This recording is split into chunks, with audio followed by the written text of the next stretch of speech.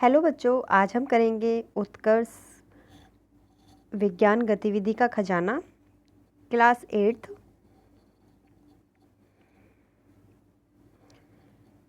आपकी फर्स्ट गतिविधि है ये और फर्स्ट चैप्टर है।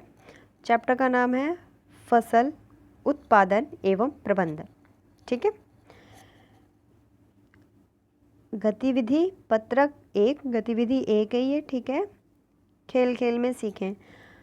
पहला क्वेश्चन क्या है आपका?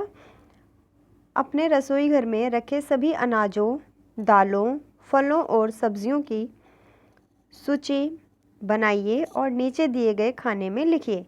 ठीक है। जो ये आपको दे रखा है यहाँ पर, इसमें लिखना है जो भी आपके रसोई घर में मिल जाए उसके नाम यहाँ पर आपको लिखने हैं। जैसे मैंने यहाँ लिखा हुआ है अरहर, गेहूँ, आलू, टमाटर, बाजरा, मटर, चना, सेब, बैंगन। ठीक है। आपके रसोई घर में जो भी चीज़ आपको अवेलेबल है वो आप यहाँ पर लिख सकते हो। प्रश्न नंबर 1। प्रश्न नंबर 1 में क्या करना है आपको? वर्षा ऋतु में बोई जाने वाली फसल खरीफ फसल कहलाती है। जो वर्षा ऋतु में फसल को बोते हैं उस फसल को क्या कहते हैं? खरीफ की फसल कहते हैं। ठीक है, खरीफ फसल। और शीत ऋतु में बोई जाने वाली फसल रबी फसल कहलाती है। कौन सी कहलाती है? रबी फसल। शीत ऋतु कौन सी होती है? जो सर्दियों का महीना होता है वो वाली। अपने परिवार के साथ बातचीत करें और पता करें कि कौन सी फसल किस मौसम में बोई जाती है। उन्हें नीचे तालिका में लिखें। फिर यहाँ पर देखो आपको रबी की फसलें और खरीफ की फसलें दे रखी हैं। आपको यहाँ पर रबी की फसलें मतलब जो सर्दियों में उगाई जाती हैं वो यहाँ पर लिखनी है। जो सर्दियों में उगाई जाती हैं, किसमें? सर्दियों में। ठीक है। और ये खरीफ की गर्मियों में उगाई जाती हैं। ठीक है। आपको इसमें 2 ही प्रकार दे रखे हैं। एक और फसल होती है उसको जायद की फसल बोलते हैं। ठीक है। जो 2-3 महीने के लिए उगाई जाती है, जैसे खरबूज, तरबूज, खीरा, ककड़ी, ये सब जायद की फसलें कहलाती हैं। आपको देखो रबी की फसल में क्या क्या खाने को मिलता है? मटर, गेहूँ, चना, सरसों, मूंगफली, गाजर और भी जो चीज़ आपको पता है वो आप इसमें लिख सकते हैं। खरीफ की फसल में मक्का, धान, सोयाबीन, कपास। ठीक है। जो भी चीज़ आपको गर्मियों में मिलती है वो आपको यहाँ पर लिख लेनी है। अब है क्वेश्चन नंबर 2। क्वेश्चन नंबर 2 में क्या करना है आपको? रिक्त स्थान भरें। आपको यहाँ पर हेल्प बॉक्स दे रखा है, इसकी मदद से आपको क्या करना है? खाली स्थान को भरना है। ठीक है। तो पहला है आपका का नंबर, देखिए, पौधे जो किसी विशेष क्षेत्र में बड़ी मात्रा में उगाए जाते हैं उसे क्या कहते हैं? फसल कहते हैं। ठीक है। फसल, जैसे कि एक ही जैसे पौधों को बहुत बड़े क्षेत्र में उगाना उसको फसल कहते हैं। वरना अगर हम एक ही उगाएंगे तो उसको पौधा कहेंगे, है ना। तो फसल किसको कहते हैं? एक ही जैसे पौधों को बड़ी मात्रा में उगाना, बड़ी जगह पर बड़ी मात्रा में उगाना क्या कहलाता है? फसल कहलाता है। खा नंबर देखिए, गेहूं की तरह फसलें जो नवंबर से अप्रैल तक उगाई जाती हैं रबी की फसल कहलाती हैं। कब तक? नवंबर से अप्रैल तक जो उगाई जाएंगी। ठीक है। इस बीच में मतलब नवंबर के स्टार्टिंग में या एंड में उनको बोते हैं और फिर उसके बाद में उसकी कटाई अप्रैल तक उसको काट दिया जाता है। ठीक है। तो वो कौन सी फसल होती है? रबी की फसल होती है वो। गा नंबर देखिए, गा नंबर क्या है? पहले आपको खाली स्थान दे रखा था, इसमें भिंडी लिखना है और बाजरा खरीफ फसलों के उदाहरण हैं। ठीक है। भिंडी और बाजरा क्या है? खरीफ फसलों के उदाहरण हैं। खरबूजा और आड़ू खरीफ फसलों के उदाहरण हैं। ठीक है। खरीफ फसल में मतलब गर्मियों में उगाए जाते हैं। इसमें लिखा है खरीफ फसल, वरना जो खरबूज और तरबूज हैं ये जायद की फसलें भी कहलाती हैं। खरीफ फसलों को मक्का की तरह मानसून मौसम के अंत में काटा जाता है। ठीक है। मक्का की तरह कौन से मौसम में काटा जाता है? मानसून। मानसून का मौसम कौन सा होता है? बारिश वाला जो मौसम होता है, बारिश के मौसम में इसको काटते हैं। आइए हम प्रवाह चित्र को पूरा करें। अब यहाँ पर फसलों का प्रवाह चित्र बनाया हुआ है। यहाँ पर बच्चे ने पहले से लिखा हुआ था, आप देख लेना साफ साफ मैंने लिखा है यहाँ पर। जिस बच्चे की बुक है उसने पहले यहाँ पर लिखा हुआ था इसको। ठीक है।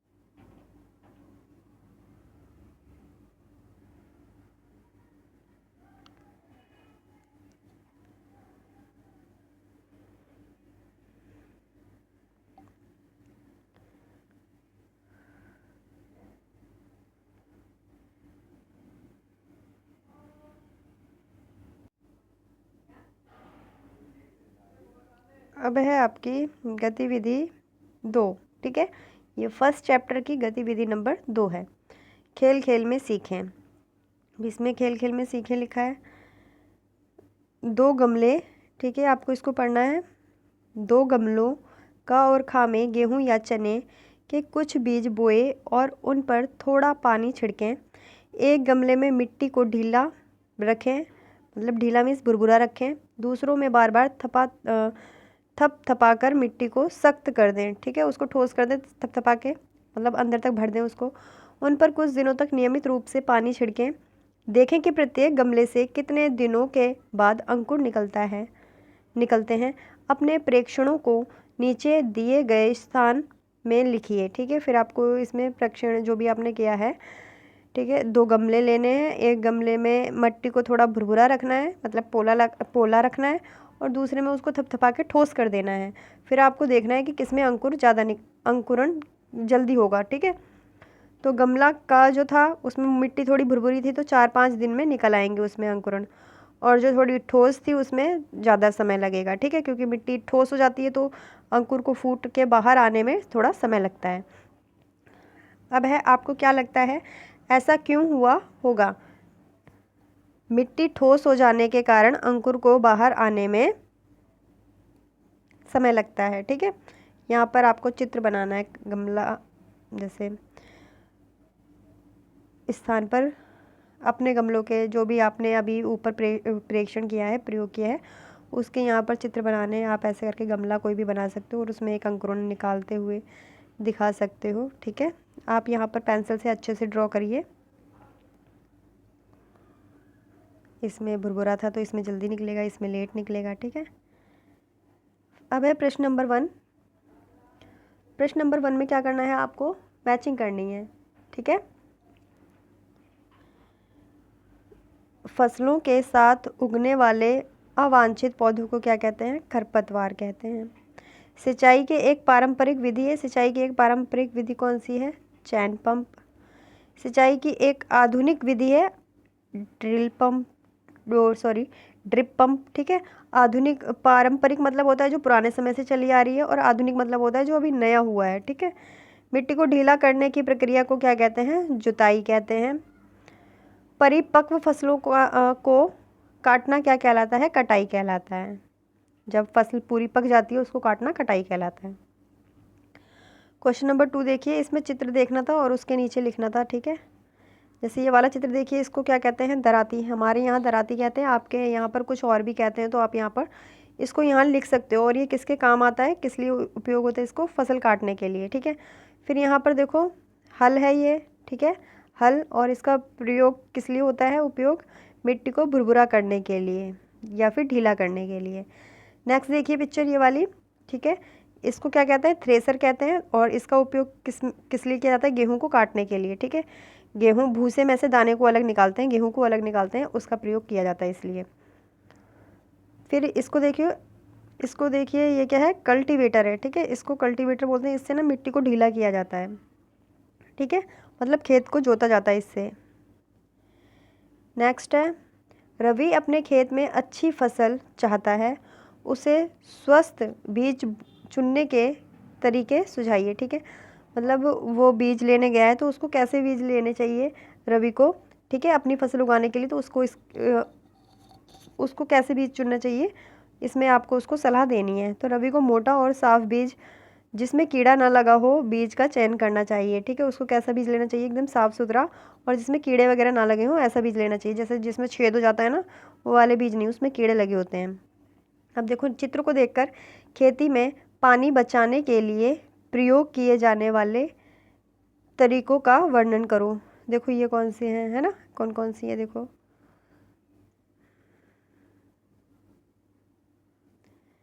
इसमें देखो, इसमें टाइमर लगा होता है, ठीक है, इसमें टाइमर लगा होता है, तो अपने आप से मतलब टाइम हो जाता है, उसके बाद पानी इसमें से आ जाता है। और ये भी अच्छी विधि है। इस विधि के द्वारा जितनी आवश्यकता है उतना ही पानी पौधों में जाएगा उचित मात्रा में, ठीक है। ऐसा नहीं है कि कहीं से भर गया है, जैसे यहाँ ज़्यादा भर गया, यहाँ से जा रहा है, यहाँ से जैसे यहाँ से जा रहा है और ज़्यादा पानी हो गया तो यहाँ से निकल के फ्लो इसका यहाँ हो जाएगा, नहीं। इसमें क्या होता है, ऐसे पाइप डाले होते हैं ना इन्होंने, तो इसमें ना ईजी रहता है। जैसे यहाँ से जितनी ज़रूरत है ना पौधों में, सिर्फ उतना ही पानी जाएगा यहाँ से। इन्होंने यहाँ पर पाइप से डाले हुए हैं, इसमें से जितनी आवश्यकता है ना पौधों को पानी की, उतनी ही जाएगा। तो आप ये लिख सकते हो। फिर है प्रश्न नंबर 5। प्रश्न नंबर 5 में क्या करना है, नीचे दिए गए बॉक्स में से सही शब्द छांटकर रिक्त स्थान की पूर्ति करो। यहाँ पर देखो आपको ये हेल्प बॉक्स दे रखा है, ठीक है। यहाँ से आपको ढूंढना है और यहाँ लिखना है।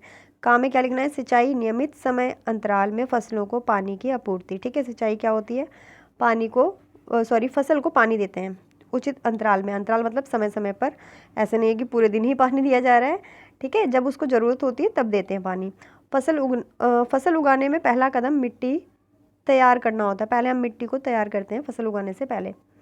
गा नंबर देखिए, कटाई में तैयार फसलों को काटा जाता है, ठीक है। जब कटाई होती है तो उसमें जो भी तैयार फसल हो चुकी है उसको काटा जाता है। भूसी को अनाज से अलग करने की प्रक्रिया को थ्रेसिंग कहते हैं। क्या कहते हैं, थ्रेसिंग कहते हैं। खरपतवार पानी, प्रकाश, स्थान और पोषक तत्व के लिए फसलों के साथ प्रतिस्पर्धा करता है। खरपतवार जो होते हैं ना, अगर वो पौधों के साथ हैं, अवांछित पौधे होते हैं खरपतवार, ठीक है, जो अपने आप से उग जाते हैं। अगर हम उनको नहीं निकालेंगे ना तो जो भी हमने पौधे उगाए हैं उसके जो भी पोषक तत्व, प्रकाश, पानी जो होता है वो खुद खुद सारा उसका प्रयोग कर लेते हैं, और जो ज़रूरत वाले पौधे हैं उनको नहीं मिल पाता है। अब ये यहाँ पर है, ठीक है, ये इस क्वेश्चन का है, मैं आपको दिखा देती हूँ। जैसे यहाँ पर इस वाले क्वेश्चन में ये आपको राइटिंग समझ में नहीं आएगी। जिस बच्चे की बुक है उसने भर रखा था, यहाँ पर फिल किया हुआ था पहले से, इसलिए वो मैंने यहाँ पर लगाया है, ठीक है। पहले ये पढ़ेंगे, उसके बाद में हम इसको देखेंगे, ठीक है। गतिविधि पत्रक 3 है, फर्स्ट चैप्टर की गतिविधि पत्रक नंबर 3। इसमें भी देखो खेल खेल में सीखने के लिए बोला है। 2 बर्तन लो, देखो मैं आपको समझा देती हूँ। जैसे 2 बर्तन लेने हैं, एक में क्या करना है, सूखे पत्ते डाल देने हैं और एक में केले का छिलका डालना है, ठीक है, और उनको मिट्टी से ढक देना है। फिर कुछ समय बाद उसको देखना है कि क्या हुआ है उसमें, ठीक है।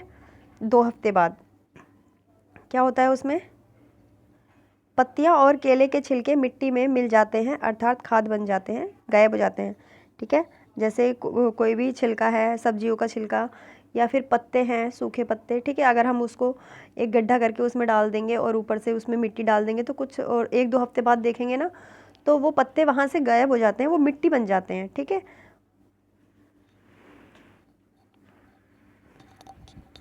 नेक्स्ट देखिए अब प्रश्न नंबर 1, ठीक है। प्रश्न नंबर 1 है, खाद और उर्वरक में 3 अंतर बताओ। तो देखो यहाँ पर जिस बच्चों को समझ में आ रहा है यहाँ से कर सकता है, वरना इसका आंसर ये रहा, ठीक है। प्रश्न नंबर 1 है ये, प्रश्न नंबर 1, ठीक है। उसमें अंतर बताना था। जैसे खाद एक प्राकृतिक पदार्थ है जो गोबर, मानव अवशिष्ट एवं पौधों के अवशेष के विघटन से प्राप्त होता है, ठीक है। ये क्या होती है, प्राकृतिक निर्मित होती है, ठीक है। खाद खेतों में बनाई जाती है, ठीक है। खाद को जो है वो खेतों में बनाया जाता है, पर इसी की जगह उर्वरक क्या होता है, उर्वरक एक अकार्बनिक लवण है, ठीक है। इसका उत्पादन कारखानों में होता है, इसका फैक्ट्री में, कारखानों में इसका उत्पादन किया जाता है। इससे मिट्टी को प्रचुर मात्रा में, ये खाद का है, इससे मिट्टी को प्रचुर मात्रा में ह्यूमस प्राप्त होता है, ठीक है। इसमें पादप पोषक अपेक्षाकृत कम मात्रा में होते हैं। हटा देती हूँ मैं यहाँ से, आपको फिर दिखेगा नहीं, ठीक है, सिर्फ ऐसे पढ़ के बताती हूँ। इसमें पादप पोषक अपेक्षाकृत कम मात्रा में होते हैं। यह पानी में अघुलनशील होने के कारण इनका अवशोषण धीरे धीरे होता है। पर यहीं पर देखो इसमें क्या करते हैं, इसमें मिट्टी को ह्यूमस प्राप्त नहीं होती है, इसमें पादप पोषक प्रचुरता में होते हैं। यह पानी में घुलनशील होने के कारण इनका अवशोषण शीघ्र हो जाता है, ठीक है। ये जल्दी से पानी में घुल जाते हैं। ये यहाँ पर आपको लिखना है, ठीक है। जो अभी मैंने आपको बताया वो यहाँ इसका आंसर है, वो आप चाहो तो यहाँ से भी देख के लिख सकते हो। अब है प्रश्न नंबर 2। प्रश्न नंबर 2 में क्या करना है, उचित शब्दों से रिक्त स्थानों की पूर्ति करें। जो उचित शब्द हैं उससे क्या करना है, रिक्त स्थान की पूर्ति करनी है। सूखा नीम, सूखा, जैसे ये हेल्प बॉक्स है आपका, ठीक है। उर्वरक का एक उदाहरण है क्या? यूरिया। यूरिया एक उर्वरक का नाम है। फलीदार पौधों की जड़ों में क्या होता है? राइजोबियम होता है। गा नंबर देखो, गा नंबर में क्या है? खरपतवार को नियंत्रित करने के लिए जिन रसायनों का प्रयोग किया जाता है उन्हें खरपतवार नाशी कहते हैं। घा नंबर देखिए, अनाज के भंडारण से पहले अनाज को ठीक से क्या कर लेना चाहिए? सुखा लेना चाहिए। अगर वो थोड़ा सा भी नमी वाला रहेगा, गीला रहेगा तो वो सड़ जाएगा। डा देखिए, डा में क्या है? सूखे नीम के पत्ते का प्रयोग घर पर खाद्यान्न भंडारण के लिए किया जाता है। ठीक है, नीम के पत्तों का प्रयोग इसलिए करते हैं ताकि अनाज वगैरह में कीड़े ना लगें। नेक्स्ट देखिए, अब है प्रश्न नंबर 3, जंतुओं से प्राप्त भोजन के बारे में निम्नलिखित तालिका को पूरा करो। ठीक है, जो भी जंतुओं से प्राप्त होता है उसको लिखना था। जैसे दूध गाय बकरी भैंस से मिलता है, अंडा मुर्गी से मिलता है, मांस बकरी मछली मुर्गा से मिलता है, दही पनीर दूध से मिलता है। ठीक है, और दूध किससे मिलता है? गाय भैंस से मिलता है। तो ये आपको यहाँ पर तालिका पूरी करनी थी। क्वेश्चन नंबर 4 देखिए, क्वेश्चन नंबर 4 में आपको यहाँ पर क्रम से लगाना है। जैसे हम खेत में कोई फसल उगाने जा रहे हैं और सबसे पहले क्या करेंगे उसके बारे में यहाँ बताना है। प्रवाह चित्र है ये। ठीक है, तो यहाँ से चूज़ करना है आपको। फर्स्ट नंबर पे क्या आएगा, दूसरे नंबर पे क्या आएगा, और फिर यहाँ लिखना है। जैसे फर्स्ट नंबर पे क्या करेंगे? मिट्टी को तैयार करेंगे, फिर खेत की जुताई करेंगे, फिर बीजों की बुआई करेंगे, बीजों को बोएंगे, फिर उसमें पानी देंगे, सिंचाई करेंगे, फसल तैयार हो जाएगी तो उसकी कटाई, और काटने के बाद में क्या करते हैं? उसका भंडारण करते हैं, उसको एक जगह इकट्ठा करके लिखते हैं। क्लास 8वीं की वर्कशीट नंबर 1, 2, 3 और चैप्टर नंबर 1 आज पूरा हो गया है। इसी प्रकार आपको आगे की भी वर्कशीट पूरी करवाई जाएगी। आप हमारे चैनल पे नए हैं तो हमारे चैनल को सब्सक्राइब करें। इसी प्रकार से आपको सारी गतिविधियाँ आपको हमारे चैनल पर मिल जाएंगी। Thank you.